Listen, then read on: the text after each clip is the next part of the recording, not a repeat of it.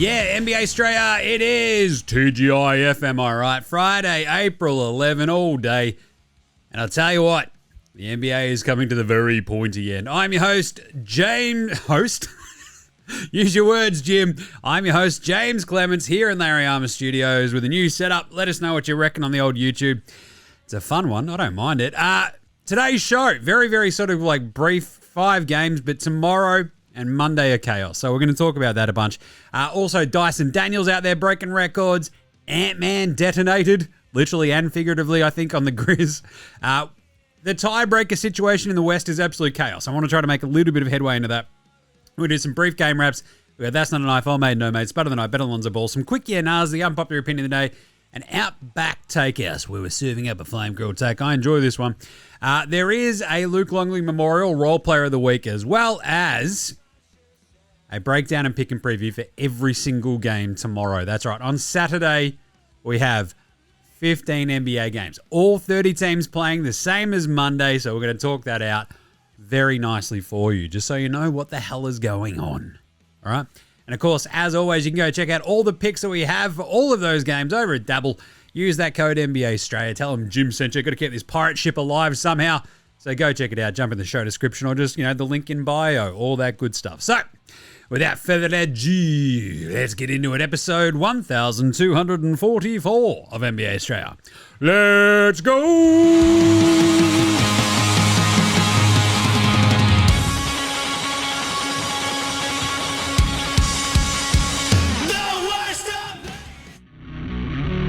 This is Josh Giddey. G'day, this is Andrew Gaze. This is Jack White. This is Joe Ingles. This is Dyson Daniels. This is Chris Anstey. This is Matthew Delvedova. This is Shane Hill. Hi, this is Ryan Brockhoff. This is Mitch Creek. This is Mick Kay. You're listening to NBA Australia. And you're listening to NBA Australia. And you're listening to NBA Straya. And you're listening to NBA Straya. You're listening to NBA Straya. And you're listening to NBA Straya. You're listening to NBA Australia. And you're listening to NBA Straya. And you're listening to NBA Australia. And you're listening and watching NBA Straya. This is NBA Australia. Let's do it. Watch out for the shark attack. Well, you better. At least you better watch out for the final regular season game broadcast on TNT. That actually happened today. There was a very nice tribute from Ernie Johnson talking about all that. And Shaq set himself on fire. No, it wasn't actually him. It was a dummy, which is pretty fun. It was a pretty good bunch of inside the NBA look backs, all that sort of stuff. I tend to think it is one of the most entertaining NBA properties out there. That also happens to be one of the most damaging for the NBA because they just Shaq and Chuck just don't care to a degree that some other might. You know what I'm saying? They are still wildly entertaining though, so that's kind of cool. And Ernie's the GOAT, so very nice. It was very fun to see, back when they actually tried and were actually kind of funny at times and did little skits and stuff. That stuff was great. Almost like this show. Hey, we're gonna bring back skits for the playoffs. That is my promise to you. Anyway, let's start today's show the way we start every show here in NBA Show with the daily. There you go, whip around. Oh, is it a whip around as a jip? Yes. Before we do that, I'm headed to Gather Round tomorrow, so that's gonna be awesome. So if you're going to the footy over in Adelaide, I'll see you there. I've got the big red beard, so come say g'day. I'll be wandering around causing all sorts of havoc and drinking about a million tins. Anyway, things I forgot to mention on yesterday's show in a bit of a rush. Orlando clinched the 7 seed yesterday, which is very cool. Good on them. It's the whole Boston thing just going, nah, this is fine. We're all fine here. How are you? When they didn't play anybody yesterday. And Phoenix clinched missing the playoffs, which is one of the all-time meltdowns and one of the all-time just what the hell was that season? I mean, seriously. What was that? What the hell was that? KD, Booker, healthy for vast stretches of the season, and they were still shit house. So great job, everybody there in Phoenix. Right, other bits of news from today. I'll tell you what, Ja Morant causing all sorts of havoc. Look, I'm going to talk about this again in Yenars or I think in Dickhead of the Week or whatever. It is awesome. Because all you have to do if you're Ja Morant is lean into it. And that's what he did today. He's throwing grenades. He's got a rifle. I'm just like, this is great. Get sponsored by the NRA. Get Adam Silver to call you bullshit. Let's see what happens. It's going to be pretty fun. Anyway, The other bits and bobs from today, like that Ja Morant thing, I'll talk about it again in a second. That game was sick. The Nugs, I love this. The fail son, Josh Kroenke. Oh, Josh Kroenke. He's going to serve as the interim president of basketball ops for Denver. I love this. It's like, you're fired, I'm going to take your job. Or it's the dad going, all right, you need to fire them, and you have to clean up their fucking mess, pal. And Josh is like, oh, gee, Willikers, dad. But we're going to talk about this in year nines as well. Just a weird situation there that was all broken down by The Athletic about Calvin Booth thinking he was going to get an extension, and then they took it off the table early in the season. Booth wanted to fire Michael Malone before they fucking won the title, which is just, I know better than you. Do you, dickhead? A bunch of other bits and bobs, and then, of course, the Russell Westbrook situation where Michael Malone was trusting Rusty a lot, and, I don't know, seemingly a couple of the young bucks there in the Nuggets change room were a bit unhappy with like how much leeway Rusty was getting despite costing them, games. And how much Michael Malone sort of, was sort of giving him a bit of love and sort of going, oh, well, he's been in big situations before, unlike these idiots, which is pretty funny. Anyway, two other bits and bobs before we get going. Jaden Ivey, he's back doing basketball activities. He's not back playing. That won't happen for a little bit still. You might remember he broke his leg back on January 1st. Which sucks because Jaden Ivey was really good, but at the same time, Detroit have been very, very good without him. But still, he's a really good weapon. The thing is, his status is going to be updated again in 2 weeks.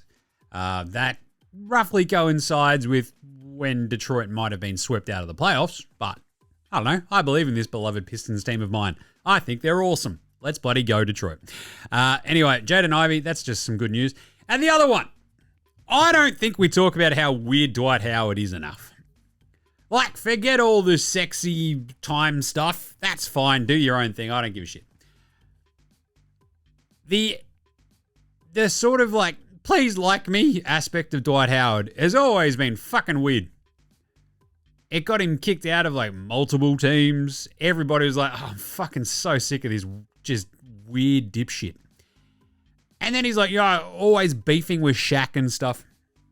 And then he's like, oh, I want them to walk me into heaven. KG and Kareem and Shaq. And you're like, what? Into the Hall of Fame? Dwight, that's not heaven. It's the Hall of Fame, you idiot. Anyway, and Shaq's like, yeah, I'll be there. That's my guy. All right. Sure. I have another Dwight Howard take a little bit later, but I don't think we covered enough just how much of a fucking weird unit he is whom everybody hates. Right. Let's do some game raps. Game raps from today. The Pistons beat the Knickerbockers 115-106. Close run thing, what? Because my pick was obviously Detroit yesterday going, oh, the Knicks don't need to play anywhere. They'll give somebody a rest. They gave a couple of their dudes a rest, i.e. OG and Josh Hart and the other Mitch Robinson. And I think Matty O sent me through the after I posted this morning's video going, yeah, Jim, he's still playing Jalen Brunson, Karl Anthony Towns, and Michael Bridges. And I'm like, oh, yeah, he is. Bloody hell. And they were like winning this game for a big chunk of it until finally down the road, the Pistons got going late and put the game away. Cat was still good, 25, 10, and 5. He only played 29 minutes, same as Jalen Brunson, right? Cade Cunningham played 35 and had 36 and 8. It was awesome. Jalen Durant, 18 and 13, but a really good win for the Pistons because it keeps them in the hunt. Yes, mate, let's go. Because they now have 2 win-or-go-home games to secure the 5 seed up against the Milwaukee Bucks of Milwaukee. It's Algonquin for the good land. It's not going to be the bloody good land if they lose twice to the Pistons and fall to the 6 seed. I'm just saying. Either way, those 2 teams, the Bucks and the Pistons, play twice tomorrow and on Monday, which is awesome. It is just such a weird, awesome confluence of scheduling that I'm stoked on it. So, good stuff. And the Pistons, by winning today, gave themselves a crack at moving up to the 5 spot and giving us the Malice in the Palace playoff first round series, which that's all I want. Cleveland put up a huge fight against Indy despite playing nobody because they're obviously locked into the 1 seed. 112-114, they lose to a Pacers team that just snuck by them in the end. They literally started Jarrett Allen, who's their only sort of usual starter, and DeAndre Hunter, who they sort of move in and out of the starting lineup.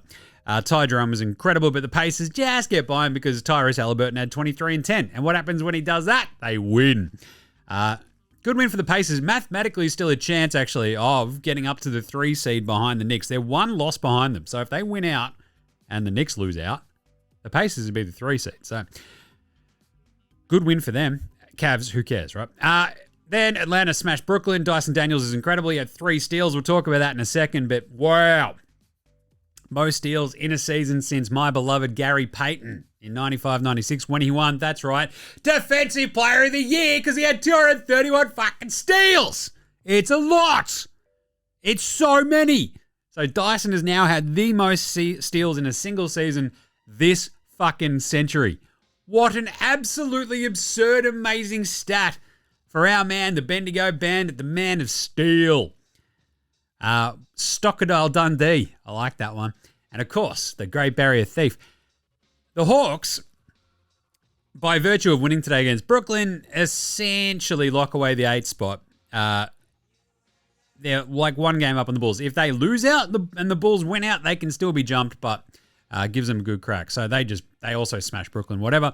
New Orleans got killed. They got straight killed. He got straight killed by the Bucks. I thought they'd put up a little bit more of a fight. They did not. Good job by the Bucks. Giannis was incredible. And then the big one, Minnesota-Memphis, which was actually a massive game in terms of seeding. The Wolves win at 141-125. So bit of a make-up game really for the Wolves after blowing that 24-point lead against the Bucks the other day. They dropped 52 points in the third quarter. It was absolutely absurd. You had 44 from Ant-Man through 3 quarters. They were rolling.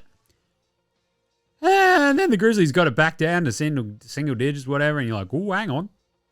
But they couldn't keep it close. The Grizz still win the tiebreaker over the top of the Wolves, 2-1, but it was a really, really, really impressive game from the Wolves, who came out.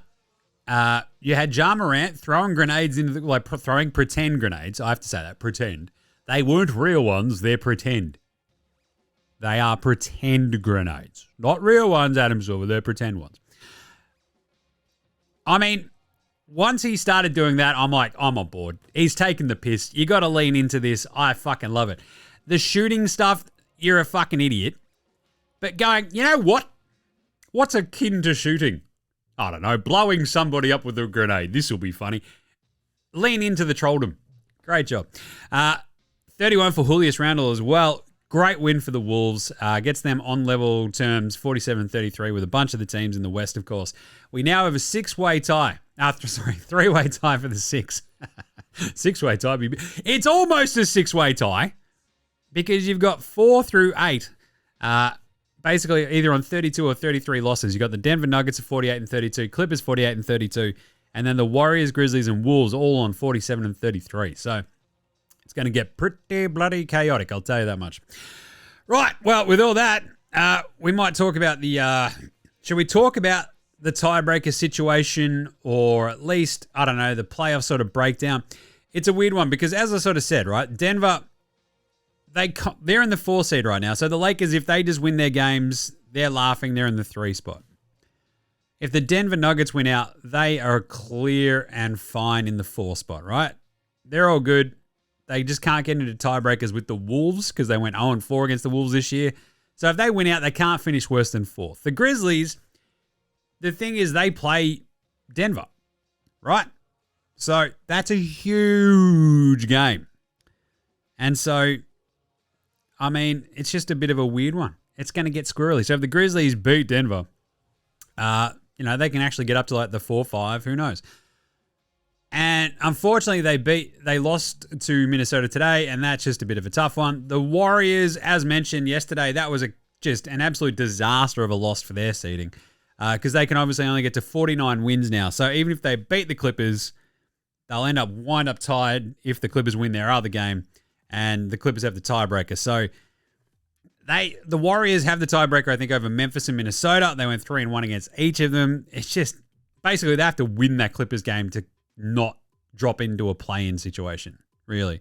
The Wolves getting their big win was pretty close. It's going to be absolute chaos tomorrow. The most likely sort of situation is you probably have the Nugs in the 4 spot, the Clippers in 5, Wolves in 6, Warriors 7, Grizzlies 8. If the Clippers win out, the Wolves win out, and the Warriors drop that Clippers game, as mentioned, right? If the Clippers are winning out. So so much of that just comes down to Clippers Warriors, which is massive. But anyway, let's do an NBA Straya approved performance of today. That's not a knife. That's a knife. Oh, Zachary Visachet. 38 points, 4 rebounds, 2 assists, 6 of 11 from downtown. Remember him? He was the number 1 pick this year. Well, last year. He has been exceptional in the second half of this season. And as I've sort of banged on about time and time again on this here program, the least talked about number 1 pick since probably Anthony Bennett. He has just been super duper solid, and being able to pump minutes into him, the Hawks have just gone, well, we've got Dyson Daniels, we've got Zachary Ricochet, we've got Onyeka Okongwu. We're actually doing okay. He was fantastic today. So I think that's a career high for him. Probably vaults him back up. He and Stephon Castle right there for Rookie of the Year from me. Cade Cunningham at 36, 8 and 2. Awesome gear from him. Especially also because against the Knicks this season, Cade's averaged 31, 5 and 8. Not bloody bad. Giannis in the 6th straight win for the Bucks today as well. He had 28, 11 and 5 with 0 turnovers in like 27 minutes. He shot 11 to 17. And then, of course, Ant-Man absolutely detonated on the Grizzlies to put that game away. 44, 5 and 3. Like, he was unbelievable. Watching that game, you're like, he's just, whoa. The putback that he had. God damn. I said god damn. That was amazing. So that was very fun. Good job by Ant-Man. Who was Spud of the night, however? Spud, Spud, Spud, Spud, Spud, Spud, Spud, Spud, Spud, Spud, Spud, Spud, it is Spud of the night. Oh, Andy Nemhard, that dude can't buy a bucket at the moment. He went 1 of 8 again today, 1 of 7 for my sweet baby Karis LeVert, 1 of 6 for Trendon Watford. We had a couple of, I don't know, just janky ones. Naz Reid, as I mentioned, right? Like when Naz Reid plays well, the Wolves win. When he plays bad, they tend to lose. He went, 4 of 13 today, and they still won. So that's an improvement, if you ask me, for the Wolves. Deuce McBride went 5 of 18, which is just, let him fly, Deuce, let him fly. And that's about it. There wasn't too many Barry Crocker shockers, which is kind of nice. He had a couple of 0 of 4s. All-Star Thompson, he plays for the Pistons. Amen is the one on the Rockets, remember? I keep flipping them around on this show, and it's fun as hell. Anyway, good stuff there. How about old mate, no mates? Old mate, no mates. Old mate, no mates. Old mate, no mates. Old mate, no mates. Old mate, no mates. Who's got no mates today? This is probably my favorite old mate, no mates today. Michael Porter Jr. was being interviewed yesterday, and one of the reporters was like, oh, yeah, so Christian took all the guys out for dinner just to have a bit of a chat. What was that sort of about? And Michael Porter Jr. is like, the guys did what? Seriously, they left him off their fucking dinner plans. They're like, I fucking hate him. He's so shit. He's such a fucking anti-vax fucking moron. I can't do it. I don't want to sit there and listen to his shit again. Don't invite him, Christian. And Christian Brown's like, oh, yeah, all right. Like, have you ever seen a man realize that there's another group chat, like a team group chat, but you're not on it? That is amazing. Amazing stuff from Michael Porter. That is the epitome of old mate, no mates. He's got no mates in that locker room. Fuck firing Michael Malone and fucking Calvin Booth. Just piss him off and everything will be fucking hunky-dory, I reckon. But that's amazing. They had a team dinner without him. That is fucking amazing. The other one is probably got to be the Mavs. The report came out. They are projected to lose at least dozens of millions of dollars in revenue this year alone and 9 figures over the next couple of years after trading away Luka. So, basically, sources said it's going to cost them at least 9 figures over the next several years due to dwindling crowds, plummeting merchandise sales, and sponsors severing ties in the wake of the trade. And also fans cancelling season tickets. They were, trying to give refunds just to fucking make their fans happy. And the fans like, you fucked it. So, Nico Harrison, great job all around. Just amazing work. That dude is going to cop fire fucking Nico chants for the rest of his life. Pantsing of the night. Pascal Siakam from the rafters. That's right, Reggie. Jalen Tyson got by Siakam. That was a really good block. But my favourite was probably Precious Achua. Absolutely yamming on Beef Stew. To which I was actually a bit surprised. Beef Stew did not instantly try to punch his face off. So I guess that's personal growth, isn't it? Good job, Beef Stew. But that was a really good dunk too. And like Ant-Man had a sick putback, but he didn't really yam it on anybody, so it wasn't much of a pants. Who is better than Bronny James? Lonzo was the best player in high school. He was the best player in college. You think he'll get to the pros and be like, I made it to the pros, now I can be average. He's coming for everybody. Coming for everybody. KPJ had 25 and 7 today. He had a really nice dunk as well. Really good. He had a great game, actually. He's been very, very solid for the Bucks off the bench. With Dame out. But I want to give this one to the raft of Pelicans young dudes. What do you mean, Jim? They got their heads kicked in? Yeah, but they were all pretty good. They're out there playing the kids. Keon Brooks Jr. That was a pretty good game. 20 and 6 for him. Very nice. I mean, he's not a kid. He's 24, but, he's still young. You've got Jamal Cain dropping 20 and 7 as well. Very nice. He's 26 years old. But these are guys like who are in their first or second season. And Lester Quinones, he had 21. He's 24 as well. He's in his second year. And they all crushed it. They were all better than Bronny James. He went 2 of 11 from downtown, did Lester, but still. We do not call him Lester the Molester. That's definitely not a nickname that he should get. I guess. But they are all better than Bronny James and Ben Simmons. All right. Let's do it. Let's do everyone's favorite for a Friday. Oh, yes. It's the magic tweet of the week. Luka's homecoming was special. He put on a spectacular show of his talent, scoring 31 points by halftime and 45 points overall, and received a rousing standing ovation from Mavericks fans before the game and at the end. The true hero tonight was LeBron James. He dominated the fourth quarter with 13 points to seal the victory for the Lakers. What do we say? Thanks, Magic. At what point do you think he just turns to AI instead of just like yelling at his assistant to, hey man, tweet this? Dickhead of the Week. Because it basically already sounds like AI. Anyway, Dickhead of the Week, Ja Morant, but I love it. You've got it like to really, really own being a massive fucking dickhead. And for it to be okay, you have to lean into it. You've got to own it. You've got to be like, you know what? This is fuck. If I just keep doing more of this, it becomes funny. And throwing a grenade is so fucking trollish. He's like, I'm not allowed to shoot guns with my fingers. I'll throw a pretend grenade instead. Is fucking objectively hilarious. Just such a fuck you to Adam Silver in the NBA. I love it. And my other dickhead of the week has got to be Mark Cuban. Now, I have a lot of time for Mark Cuban, but can we stop this fucking pretend? Oh, jeez. He's sitting there courtside as the Fire Nico chants rain down from the Mavs fans. The Mavs fans that he fostered and grew for 25 years until fucking bottling it at the last second. And then they trade away Luka, and he doesn't have any say in this franchise anymore. Can we stop with the pretend? Oh, man. This is just, it's just unacceptable. He's sitting there courtside as these Fire Nico chants rain down, just shaking his head almost in disbelief, right, at the end of the game. And it's like, Cubes, mate, what did we just say about Ja? You got to lean into this. Go, you know what? Fuck yeah.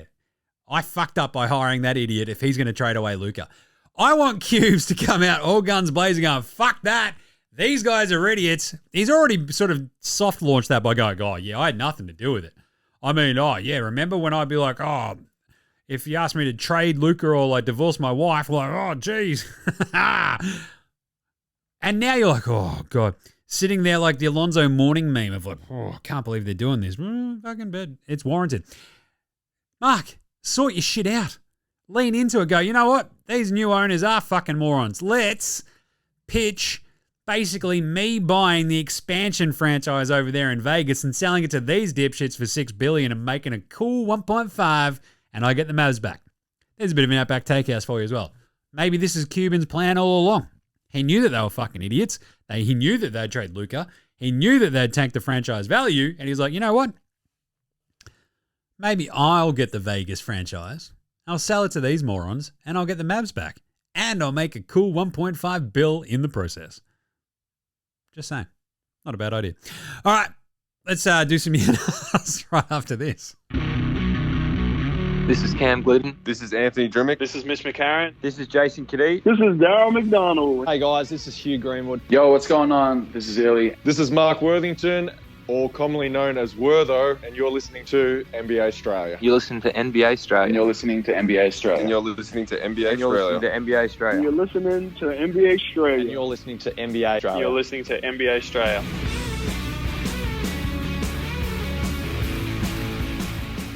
All right, let's do it. I got some quick yeah-nahs for you. Matty O did just reply to the story this morning. Was it the reel this morning? The pre-drop-off vibes. I had to drop off the squid. Oh, I haven't even yelled about this yet. Dropped off the squid. Did the video as per usual. Bang it up. Off we go. He says, Tibbs is like, yeah, nah, Jim, I'm still playing Cat, Brunson, and Bridges just because I can and I'm a maniac. Yeah, nah, yes. Tibbs is a maniac. There was also a story that came out. There was like, I think it was The Guardian, sort of digging into whether or not Tibbs shortens careers via overplaying his players. And it's like, there are some massive outliers where like Taj Gibson is still around, all this sort of stuff. And like the evidence is like, no, he doesn't. It's like, ask Luol Deng. That's all I ask. Either way. But anyway, so the pre-drop-off video today, here we go. Here's the story. I mean, absolute chaos. So you might remember, the squid's not happy to be fucking dropped off at daycare. He never is, but he fucking loves it there. Anyway, drop him off and fang over to the doctor. I got a doctor's appointment at 9. Got a meeting at 9:30. All this sort of shit. The doctor's appointment, I'm like, look, yeah, this is just a checkup. You remember last year I had surgery on the roof of my mouth. I had a couple of weeks off from the show because I couldn't talk. Like, it was fucked. And anyway, so it's like the 12-month checkup. He has a look. He's like, oh, I actually need x-rays. I'm like, fuck me. So I had to walk down, get x-rays. Took, I don't know, 10, 15 minutes, come back. Sit there for like another... And I was there like 5 minutes early just for this thing that literally should take a minute. Come back with the x-rays, sit there for fucking ages. Finally get to see the doc again. He takes another 30 seconds to look at the roof of my mouth, look at the thing and go, yep, it's all good. I'll see you in 12 months again. I'm like, fucking... And that cost me $100. Like... for maybe 65 seconds of his time. Absolute fucking bullshit. Anyway, so I'm, fucking miss a 9:30 meeting, had to run over, and then nearly got run over by some fucking lunatic chick running a red light. And I'm like, God damn, man. Awesome day. TGIF, am I right? I'd hate to be a tin in about fucking 15 minutes. Anyway, let's keep on going with these yeah-nahs. Are the Grizzlies cooked, Jim? Yeah, nah. No, not really. Like, it's weird. They lose today to the Wolves, but they could still get up to like the 5. The problem is they lose a bunch of these tiebreaker scenarios. They lose the head-to-head to the Warriors, the Clippers, the Lakers, and Denver. So essentially, if they lose to Denver, it's all over Red Rover. They got the tiebreaker on the Wolves, though. So if the Wolves lose to the Clippers, who knows what could happen here. So it comes down to basically them playing Denver. And it's going to be very, very interesting. And it's going to be very, very fun. But I would have liked to have seen a lot more from that Grizzlies team today. It was a bit, how you going? Giving up 51 points in a quarter. Of all the West teams, 1 through 8 right now, like they do 100% feel like the one that you can just go, okay, thanks for coming. Right? If there was a team that was going to get rolled in the plane and then lose to the 9-10 seed, it feels like it might be them. But yeah. Flip side, are the Wolves most dangerous of those 3 teams tied for the 6th seed? Yeah, nah. Oh, yeah. I've sort of flipped a little bit more on this Warriors thing because I feel like the Warriors are so matchup dependent. I feel like the Warriors, depending on how all these chips lie over the next couple of days, for these playoff matches, there will be like, for the matchups, they'll be like, oh, good, we got Houston. And then Houston would like kick the shit out of them, right? They might not see it coming, but they'll be like, oh, God, we're nowhere near as quick or as athletic or as defensively fucking on top of our shit as these guys. I kind of think the Warriors are like, we'll be fine. It's like, will ya? That Spurs loss, as I mentioned, was just impossible. Anyway. Whereas the Wolves, I keep flip-flopping on them as well, but what they showed today, it's like, yeah, I just don't want to go against Ant-Man fucking 7 times in a series. The other one was Denver. Could they drop all the way to the 8 seed, Jim? Yeah, nah. Well, I think if they don't win out, yeah, they could, which is pretty funny. Like, if they lose all the way out, I think they could end up in the 8, and that's like the disaster zone thing for them. So it'd be kind of funny if it happened. When the fucking ownership are like, nah, we're smarter than everybody, we're going to fire these idiots. And if they lose out, it'd be very funny. But yeah, everything sort of comes down for them for that Grizzlies game. And on top of that, does it feel like they play Memphis and Houston? So a lot of it, Houston could sort of decide who they end up playing in the 7 spot as it comes down to Monday. We'll talk about this on Sunday night show anyway, but yeah, it's going to be bloody nuts. Were they a bit unfair on Michael Malone though? Yeah, nah. Yeah, I feel like the sort of typical, oh, now he's gone story. There's a report from The Athletic saying, look, now that, you know, Michael Malone, just his support of Westbrook over their head, over the top of some of the other young dudes, rubbed everybody the wrong way because he kept fucking up. There was the turnover right at the end of that Indy game that they lost the other day, which was on Jokic and Rusty, but they fucked it. He obviously lost him that game. What was it? Minnesota, wasn't it? And he sort of was like talking him up and go, look, he knows what big games are about. He's like the dude. He's been there before. Some of our young dudes. I mean, having just a veteran there, it's just reassuring. It's like, and apparently some people were upset at that. It's like, I don't know. And they're sort of saying, oh, maybe that might have been the straw that broke the camel's back. It's like, if that was the fucking straw that broke the camel's back, then that camel's fucked, mate. What are you doing? Get a new camel. Stan Kroenke. Sell the fucking team. Unpopular opinion of the day. Now look at me, please. Look at me. Look at me. Look at me. Dwight Howard. How do we feel about Dwight? Because this is a bit of a cross with a Outback Takehouse. It's Friday at Outback, and you know what that means? Oh yeah, 4 for 1 icy cold Foster's oil drum cans full of icy cold Foster's lager. That's right, it's Aussie for beer. So get him into you. Don't be a coward, go on, smash them. And they're only at Outback. And today's Flame Grill take is, if you play for more than 4 teams, you can't make the Hall of Fame unless you are one of the top 2 dudes on that team that won a title. Only at Outback. This is the Shaq Dwight corollary, right? Because I think this Dwight thing, yes, defensive, absolute menace, but obviously also dominated at a time where there were exactly fucking 0 other big men really to like have a crack at him, right? So he's an 8-time All-Star. He won the title with the Lakers in the bubble, which is a bit of a bullshit one. Defensive Player of the Year 3 times. 5-time All-Defensive Team. But played, obviously, in Orlando. Made A finals. Goes to the Lakers. Remember that? This is going to be fun. Wins a title with them back in when he goes back there in 2020. Good job by him. But goes from Orlando to the Lakers. That all falls apart. He goes to Houston. That all just goes to shit. He ends up in Atlanta, then Charlotte, then Washington, back on the Lakers, then to Philly, and then back on the Lakers again. At some point, you got to go, sure. You know, just kind of sure. He was second in MVP voting back in 2011 behind, was that Derrick Rose? He won Defensive Player of the Year that year. All NBA first team for 5 straight years when there were very few other options at center. I just feel like, though, the rest of your career should probably count. And it's a bit janky. It just sits fucking weird. He was really, really good. But that is a lot of teams. Orlando, Lakers, Houston, Atlanta, Charlotte, Washington, Lakers again, Philly again, Lakers again. You know, let me know what you reckon. Dwight was really good. Took the fucking Magic to the finals. And what was that? 2009. Outside of that, I mean, yeesh. Bit of a weird one. Hey, here's another Outback Takehouse. The Spurs should fucking have already signed Michael Malone. What are they doing? Just saying. All right.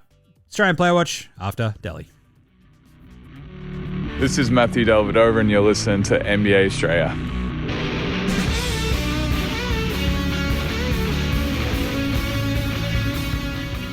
All right, let's do it. The Aussies today, we only got a couple in action. I mean, there's only 5 games. What are you going to do? No Luke Travers or Johnny Furfair in that Cleveland Indy game. Both cop did not play coach's decision. Good to see both there on the bench, though.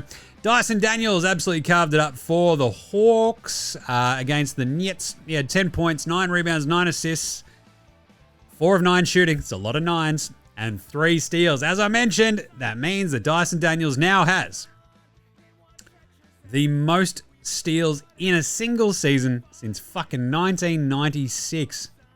It's almost 30 years ago. What are we doing? It's incredible. Good job by him. And he was a plus 17. Great job. Awesome, Dyson.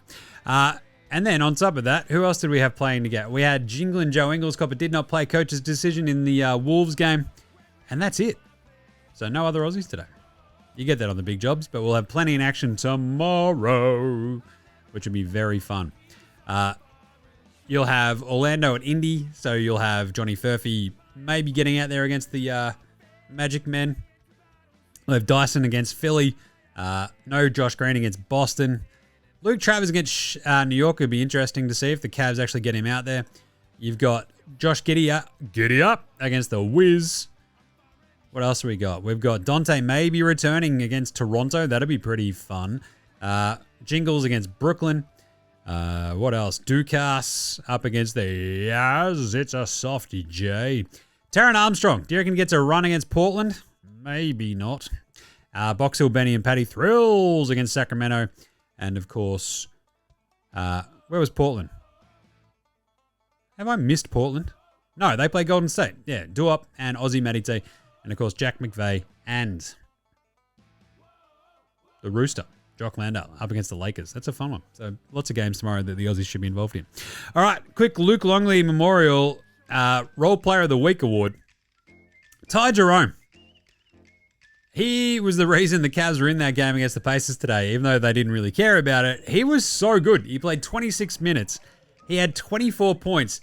He was a plus 13 in a game they lost by 2. Like, that's unreal. He's been so good this year. 24 and 6, shot 9 of 16, 4 of 6 from downtown. He's averaged 12.5 points, 3.3 rebounds this season. But has just been super duper solid. He's basically averaged, around 14 points since the turn of the year, right? So from 2025 on, he's basically at 14 points a game and 3 and a bit assists. And he's just been really bloody good. And he's just sort of the dude where, almost unbeknownst to the other team, he's out there, just comes in, kicks some ass, takes some names, and then everyone goes, what the fuck just happened? And if you ask me, he's probably a better candidate for 6th Man of the Year than our man Peyton Pritchard. All right, Paddy Mills Game Day Baller Game Day Twitter check-in. Let's do it. Oh, there's a Dyson one. Here we go. 133-109. He's just reposting the picture of him. Oh, picture of Zachary Sachet and Trey. Fun dub. And there's him with, saying, that's a nice one. Near 40 bomb for Zach. And then a picture of Dice in his leather jacket, leather bag, white pants, black shoes, black t-shirt. Looking pretty smart. Don't mind that. That's pretty schmick. Great job. Bye. Dice. All right, here we go. Let's do it. Game previews. Game previews. Thanks, inadvertent Bane. Not a problem, Jim. How's it all going? Oh, good. Looking forward to going to Adelaide tomorrow. Getting some footy in me. It's going to be fun as. Some footy and some tins. Now, we have every single team playing on Saturday. That's right. Saturday, April 12. We will have every single team in the NBA playing. We'll do it all again on Monday as well. This is an amazing, amazing idea from the NBA to go, right, end of the season, boom, everyone's playing, and then boom, everyone's playing again 2 days later. I love this. This is one of the few things they've gotten right this year, I reckon. They've absolutely nailed this one. So, remember, with all of our picks, you can go and find them at Dabble. That's right. Use the code NBA Straya. Click on the link in the show description to sign up, or the link in the bio. You can find it with the beacons.ai. It's a good little app, that one. Basically, or in the Facey IG stories or under the video in the Twitter. But there you go. Every single pick is in there in Dabble. We also have a couple of same game multis, the big super mega multi, etc. All these picks will be in there tomorrow morning before the game starts. So, speaking of which, there are a couple of games here. I think Milwaukee Detroit doesn't have a line yet, as everyone's sort of trying to figure out who will be playing. And now what they do. So it's Detroit minus 5.5. I'm probably going to take Milwaukee plus 5.5 in that one. Personally, I love this Pistons team, and I want to see them excel and be really bloody good in these playoffs.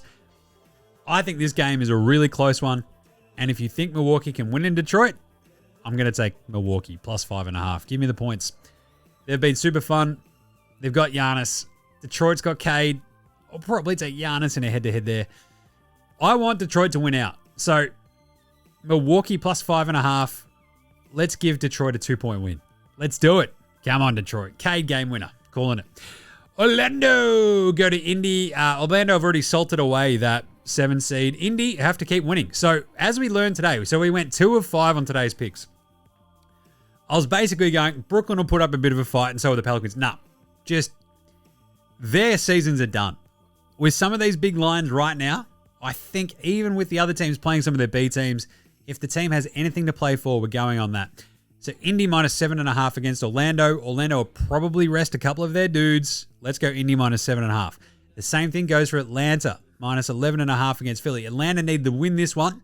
Once they do, they're all good for Monday. They're locked into the 8 spot. They can't be jumped. So, that's their magic number. They need to win one game. So Atlanta minus 11.5 against this shell of a Philly team. We're going Atlanta.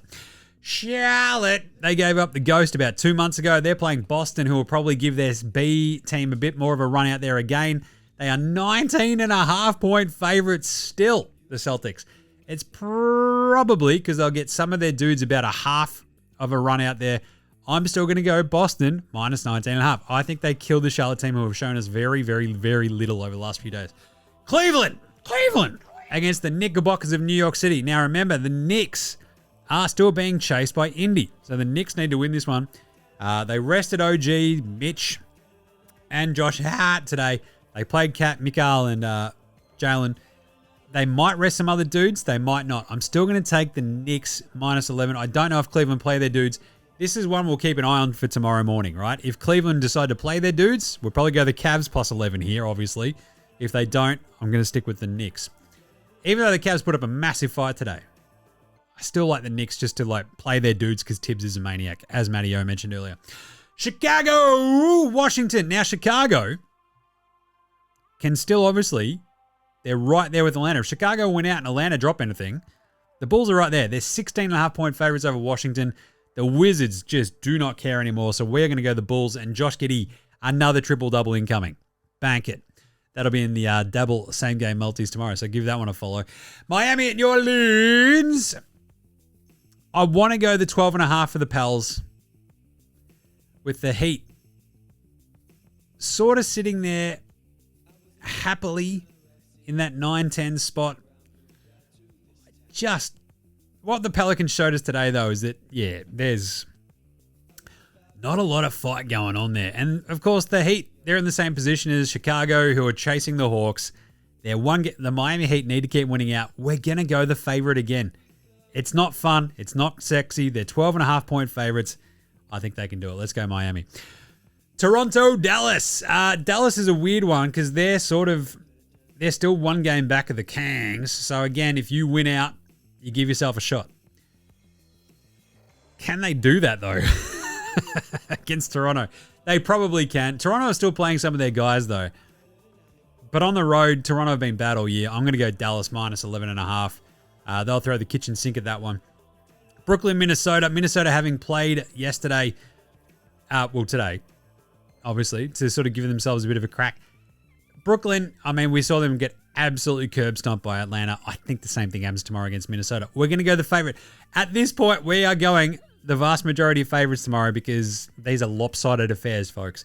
Memphis, Denver, however, that is an absolute belter of a game. And I'm going to go Memphis plus 7.5 at this point. I think they can keep this one close. Memphis, it's just, they're a strange squad at the best of times. And this year, I mean, you look at this matchup against Denver. They won the first game, 105-90. They lost the next one, 122-110. Those two games are back in November. So, I don't know. I feel like on the road, the Grizzlies come up short, but I think they put up a fight. They have to. Plus 7.5. OKC will play their B team, and that is probably still better than a lot of the Utah B team. Utah, however, with like the Kyle Filipowskis of the world, plus 11.5. Now, because OKC don't have anything to play for, we're going to break the rule. We're going to go Utah plus 11.5 here. They've just got some dudes who might... I don't know. OKC is still pretty feisty, though, even with their B team. 11.5, though. OKC will still win this. Let's go Utah plus 11.5. I mean, you think about what Utah were doing the other day when they turned around and beat Portland. This might be a similar situation, right? Okay, what else we got? We have San Antonio, Phoenix. Geez. Poor one out for the Suns. The season's over. That means we're going for the Spurs. They're just rolling the ball out there and having fun, that Spurs team. Plus 4.5 for me for San Antonio. Golden State at Portland. This is a bloody huge game for the Warriors. They need to win this one desperately. In Portland, the Warriors are 11.5-point favorites against Portland. And I think this might be where the worm turns. For, like Portland, they've had a couple of weird janky ones anyway. They rested Shaedon Sharpe the other day. I think we might see similar. I think the Warriors just end up running over the top of them like they did the other day to Phoenix, where they just smashed them. So let's go. The Warriors leave nothing to chance. Clippers, Sacramento, an amazing game. Clippers need to keep winning. I think they do. In Sacramento, however, 6.5-point favorites. Can the Clippers do it? I'm going to say yes, because I believe in their defense. Their point differential since, I don't know, basically the last month is like the best in the NBA. The Clippers are good. And I think they'll be too good for Sacramento, even in Sacktown. And then finally, finish off with Houston at the Lakers. The Lakers. Now, Houston, remember, don't really have anything to play for. Whereas the Lakers are still out there. They need to win this one, and they've won the 3 seed. I think that's where they want to be as well. That puts off seeing OKC until the Western Conference Finals, at which point they'll be like, we could probably win this. They've split the season series already so far. I think the Lakers win this, but it's a 9.5-point line in LA. Even if the Rockets only play their older dudes for like a half, can they keep that one close? Or does Luka and LeBron probably smash them, huh? Again, leave nothing to chance. So I think that might be the vibe for tomorrow. Leave nothing to chance. So that's a lot of the favorites we've gone for tomorrow. The only ones that I'm still a little bit squirrely on, Boston, 20-point winners over Charlotte, even playing their B team. I still think we probably see some of their other dudes out there for a bit of a run round. So I think they get that done. Brooklyn, Minnesota. Brooklyn on the road, I think they have completely just gone, we're done, pack her up, boys, see ya. Golden State, Portland. I think Golden State have it well within them to go an absolute curb stomp Portland. Even in Portland, that's one that I might has it a little bit. But otherwise, we feel pretty good about those. So remember, they'll all be in Dabble for you. So to follow along, go check it out. Use that code NBA Straya. Click on the link in the bio on the socials. Go nuts. Help keep this pirate ship alive. And that is it for today. I'm off to Adelaide. First thing tomorrow, I'll be at the footy. So if you're a gather round, come say good day. I'll be there. Your mate Jim hanging out. And then I'll be back to do a show probably Sunday night to set you up for Monday. We might do it as, I don't know, Sunday Arvo. We'll see how we go. It depends on how much is actually up in the air. But we'll probably do a quick one at least to break down all 15 of the matchups on Monday rather than do it on this show where who knows what will happen. So we'll know much more on Sunday. So that's right. We'll do a show on Sunday to set you up for the Monday slate. It's going to be chaos. There'll be heaps to still be decided. That's what we'll do on Sunday for you. All right? Working hard for you folks out there.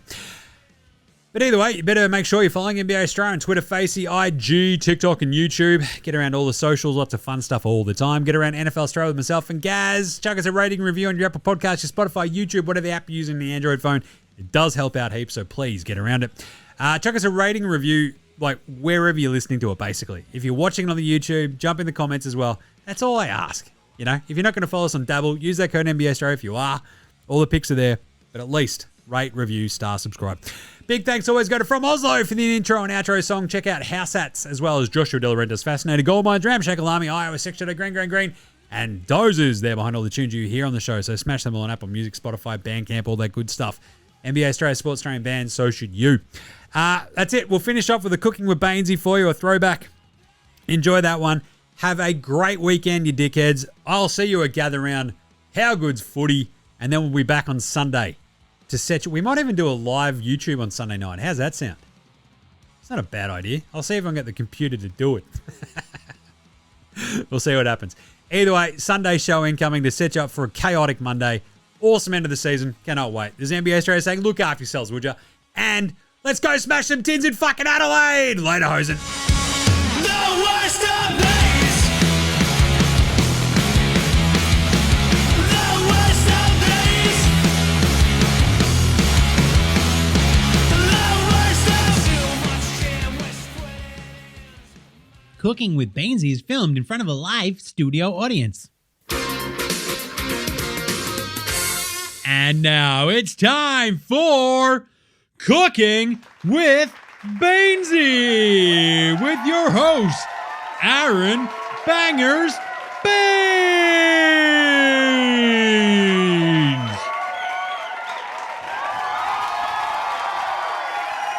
Yeah. All right, g'day. Oh, g'day. Oh, look at yourself. Yes, g'day, Cheryl. I always see you down the front. Yeah. All right. Oh, come on. Settle down. Thanks very much. Yes. Welcome to Cooking with Bansy. I'm your host, Aaron Bangers Baines. And look, on this here episode, we are going to whip up one of my all-time absolute Aussie favourites. It's going to blow your mind. You can have it whenever. It's an absolute bloody treat. It is the classic party pie. Yeah, that's right. We're going to cook up some party pies for you on this episode of Cooking with Bansy. Now, I love me some party pies. They're easy as, mate. Definitely helps keep up this physique, you know what I'm saying? I reckon I probably put away about 40 of these buggers per week, eh? Easy. All right, so. All right, you ready? So it's bloody simple, mate. Yes, all you gotta do is go down to your local soupy and just grab a box of party pies of whatever takes your fancy. Because look, now, I like the round ones, and you can get a pack of 24 of patties, but I do also like the 4 and 20 party pies, which come in those rectangles. They're a bit easier to eat because you can just grab the end and you're not going to burn your tongue. So whatever you prefer, just don't fuck around with the party packs. The sausage rolls are absolutely bloody rubbish. So, now, it's bloody simple. Just preheat your oven to 250 degrees or as hot as you bloody well want. Dump all 24 of your party pies. Don't screw around and only do 12 or half of them or whatever. Put all 24 out there because you're going to eat all of them. Trust me, you're going to eat all of them. When she's all heated up, your oven, put your tray in there. Just, I don't know, look at the back of the package. See that it says 30 minutes. Now, go crack a tin. Sit back. hang out. Once they're done, grab them out, load them up with a bit of tomato sauce, and Bob's your bloody uncle. That is awesome, isn't it? Just look at it now. Look. This is very important. Give them a second to cool down. You probably have to only bite like the edge of one of them to open it up just to see how hot it is. Because otherwise you'll burn your bloody tongue because the insides of these buggers are like bloody molten lava, eh? So grab yourself another tin. Wait for them to cool down just a little bit so they're not bloody molten lava. Then get your bloody munch on. Oh, there you go. Look at this one. That's an absolute bloody ripper. The best bit is these are as good as anything for any occasion. You got mates coming around, party pies. Missus with some of her mates, party pies. Kid's birthday, party pies. Getting home shit-faced after a night out of the Terps, party pies. Easy. They're just bloody delicious, mate. All right, look, I'm just going to munch in this. And I'll probably cook up enough of them for all of you. Look at this. Here we go. Oh, how easy is that? Love it. All right, so get into the party pies. And that's it for this week. How easy. All right, tune in next week for a new recipe. And we'll see you then on the next episode of Cooking with Bansy.